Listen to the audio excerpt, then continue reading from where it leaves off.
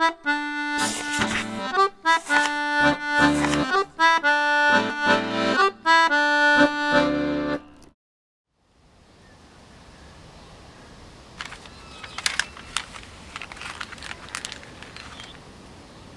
het 'n voetoperasie gehad en ek was nou vir 3 maande letterlik huisgebonde dat ek basies weer moes leer loop.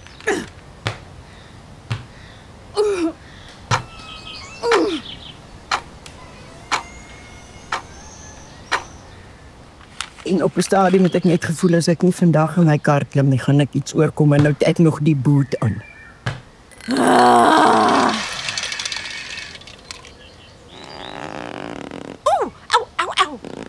En ek ry hier na die ou Sparwinkelfiet toe. En daar waar ek wil stilhou by die deur staan 'n wit karretjie. En ek is sommer dadelik kwaad en nou kyk ek en daar's nêrens 'n merkie dat dit vir iemand is wat 'n reistool het nie. En ek stap en ek is kwaad, nou moet ek 'n ander plek soek wat ek verder moet loop en ek moet nog my karretjie uit die kar uit ook haal om mee te loop. Maar ek is suur. Wanneer ek kom uit die winkel uit, hier staan daai kar nog steeds. Ek dog nie mag nie. En ek krap in my handsak en ek kry so 'n stukkie papier en ek skryf so mooi daarop: luister hier, ander mense wat dit nodig het wil graag hierdie parkeerplek gebruik. Nou voel ek beter, ek het nou my gal gebraak.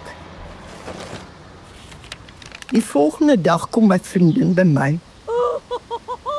Sy sê vir my, weet jy, ek was gister so kwaad. Kyk hierdie briefie wat iemand op my venster gesit het. Ek staan met die seligste gesig, ek kan dadelik opvlieg hemel toe. Ek sê net mooi niks nie. Maar toe gaan ek maar die volgende dag, toe gaan koop ek vir haar 'n stiker om op haar kar te plak, dat tog so iets nie weer met haar gebeur.